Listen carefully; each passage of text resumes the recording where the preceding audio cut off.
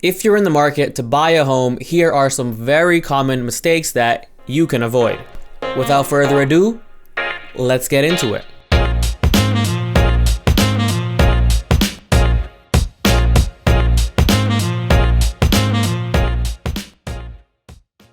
Hey guys, what's up? My name is Kevin and I am a real estate agent in Toronto, Canada. In this video, we'll be talking about the most common mistakes that first-time home buyers, as well as just regular home buyers, make when they are searching for their dream home. Now, if you haven't seen my last video, I talked about 5 ways that first-time home buyers can save money because of government incentives that are available in Canada. So if you haven't seen that, make sure you, I think it's over here, you click the link up here and watch that one first. Now, I just want to say that these mistakes are what I have gone through in the past with my family or what I've seen my clients go through. So if they don't match up with your way of thinking, then I apologize, but this is just what I've seen. Now, the first mistake that I see home buyers make is they try to time the market. Now, basically what I mean here is they think that prices will go down based on X or based on Y without really having any solid proof with any of that. Now, the reason I say this is a mistake is because, I mean, in general, we really can't tell the future. We don't know what's going to happen tomorrow. We don't even know what's going to happen within the next hour. Anything could happen. Now, this is especially true in the times of COVID, because as you see, a lot of things have happened that we really didn't expect to happen.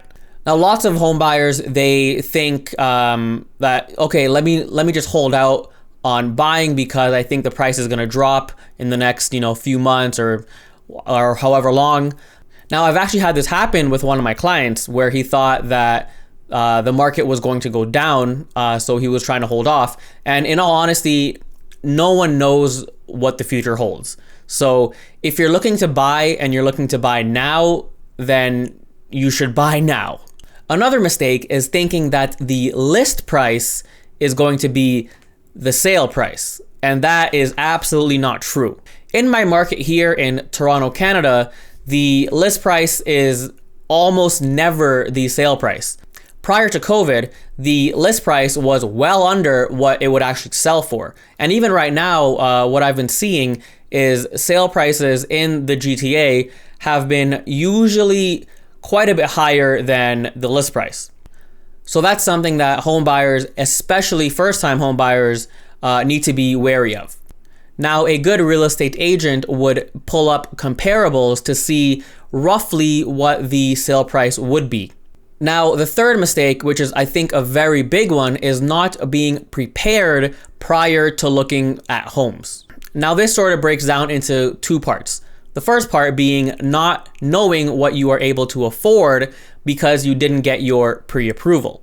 When you're looking for a home, it definitely helps to get your pre-approval so you know exactly how much you can afford so that you can, tell your real estate agent, hey, this is my budget. Without your pre-approval, you honestly have no idea what your budget is. So it saves everyone time. It saves you time. It saves the real estate agent time. So definitely get your pre-approval. And actually, getting your pre-approval is the first step in my home buyer's guide, which I have linked down below. I also will be talking about the home buyer's guide in a future video, so make sure you are subscribed.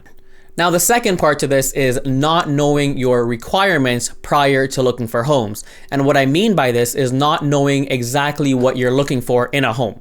And this can be fine if you're a new home buyer because maybe you don't know what you want and seeing homes would help you figure that out. But it always helps to know what you want. Like, for example, are you looking for a 1-bedroom, a 2-bedroom, 3-bedroom?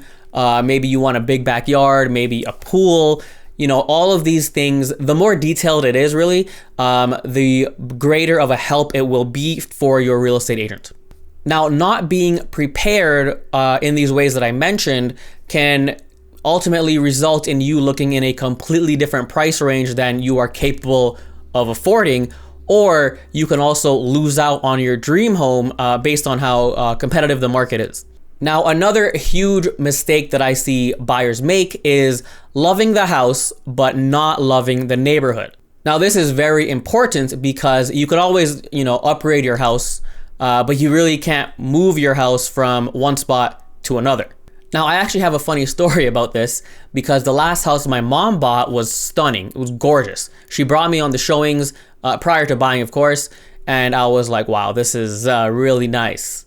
However, it was only after living there for, I think, a year or two that she realized that the neighborhood was not her cup of tea. Basically, the neighbors were quite rude for absolutely no reason. Some of them were even racist at one point.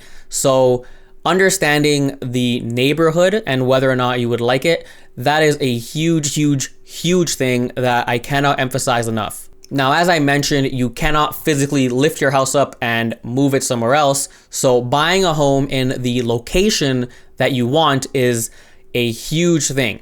You should really, really look out for the location because, as people say, location is very important. And of course, the interior of the house matters as well because you have to like the house that you are buying, but just keep in mind that the interior can be renovated. So you can always change how that looks, but you can never change where the house is. At least not yet. Maybe in the future there'll be ways to physically lift your house up and then move it somewhere else. But as of right now, that's not possible. Also, as a quick note, a huge percentage of the value of a home is tied to the location. So that's something to keep in mind. Another huge mistake that I see buyers make is making a decision on how the house currently looks. Now, lots of people that I've worked with in the past that I've done showings with have commented on how ugly the paint color is or how ugly the furniture is. And I always tell them, one, you can always paint the house, right? Paint is cheap, paint is easy to do, and it makes a huge difference. And two, you're not buying the furniture that comes with the house. And this is actually why staging a home is very important to do. Now, this is a tough one to get past because a lot of people cannot visualize what a house would look like with their own furniture once they move in, because they really can't see past what it is into what it could be. But as a home buyer, it's very important to understand that everything on the inside can be changed. As I mentioned, the walls can be painted quite easily and it makes a huge impact. All the furniture that's in the house you're not buying usually, so all of that would be gone. Certain shelving can be moved, can be added. Now, what really matters on the interior of the house is the layout and the condition of the home. Another mistake is getting lost in the excitement that you forget to check for practical things. Now, buying a home is an exciting process, I agree, but sometimes first-time home buyers forget to check for more functional things in the home. Things such as how well the windows open, the pipes turning on and off the faucet, or even just how well the layout is. Those things sometimes first-time home buyers overlook just because they're super into, the whole home buying process, which is great, but you definitely have to look out for these functional things as well. And I actually have another story to tell you guys about this as well. So last year, my girlfriend actually bought her first home. It was a great house, great layout, huge kitchen, very nice kitchen as well, very nice finishes. There was nothing inherently wrong with the house, at least from what we can see. However, when she brought her mom to see the house, her mom had a huge issue with the staircase design. It turns out that the way the staircase was designed, there was a little piece sticking out that was a huge tripping hazard that my girlfriend and I didn't really notice. And even now, a whole year after buying the home, my girlfriend still says things like, oh, I wish the house had this. I wish the house was like this and not like this. So what I'm saying is it's very important to understand the practicality and functionality of the home as well. Now, another mistake I see buyers make, and this is more aimed towards first-time home buyers, is removing conditions from the offer to make your offer stronger. Now, I don't know if this is a thing in the States, but here in Canada, here in Toronto, this is something that is very, very, very common. And this is something that can go either way, really. In some cases, certain conditions would be safer to remove than others. For example, I had a client that just recently bought a condo through me, and we actually waived the status certificate condition. The reason for this, however, was that the listing agent actually sent me the status certificate prior to us even putting in the offer. So this actually gave us time to review the status certificate or even send it to my client's lawyer. So in this case, it was definitely safe to remove that condition. And actually, in Toronto, lots of listing agents do have the status certificate on hand, so it's definitely a good thing to ask for. But if you don't have it, then I wouldn't recommend removing it. And for those of you that don't know what a status certificate is, I will be doing a future video on that. So if you are interested, make sure you are subscribed.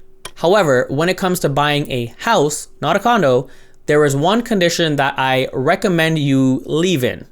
And that condition is the home inspection clause. This is one that I wouldn't recommend removing, especially as a first-time home buyer. A lot of things can come up during a home inspection, and those costs can really add up. In some cases, some of the things that they catch can even be dangerous down the road if they didn't catch it sooner. So this is a clause that I always recommend you keep in when you're buying a house. Now, in some markets, especially downtown Toronto, pre-COVID of course, it wasn't uncommon to see unconditional offers. Basically, an unconditional offer downtown Toronto pre-COVID was the only way to have your offer even considered. But I always tell my clients, if you don't understand the risks and you don't feel comfortable removing any of these conditions, then don't do it. These conditions are there to protect you, the buyer. So if you don't feel comfortable removing them, then don't remove them. And finally, the last mistake home buyers make is not understanding the closing costs. Now, I'll also make a separate video on closing costs, so you know the drill. If you're interested, make sure you are subscribed. However, closing costs can really add up depending on what you're buying and where you're buying it. Now, closing costs include things such as lawyer fees, land transfer tax, mortgage insurance if you got mortgage insurance, and also maybe home inspection fees and appraisal fees as well. Now, sometimes your real estate agent may cover some of these fees, namely the appraisal fee or the inspection fee, but not everyone does it, and it's definitely a conversation to have with your real estate agent. Now, as I mentioned, I will do a separate video outlining in more detail what these closing costs are. And that's it. Those were the biggest mistakes I see home buyers make, namely first-time home buyers, but buyers in general. And also, if you've noticed, it got darker because my video for some reason did not record, so I have to do it again. So let's try this outro one more time. If there's anything that I missed at all, let me know down below in the comments. Because as I always say, knowledge is power. Speaking of the comments, let me know if you guys learned anything, what you learned, or if you have any questions down below. You can also send me private messages on Facebook or Instagram. The link should be, I think it's here. It's somewhere here. So as always, if you guys learned something and want to see more, make sure you give the video a like, hit the sub button, and click that bell icon to be notified when I upload another video. With that said, thanks for watching, and I'll see you in the next one.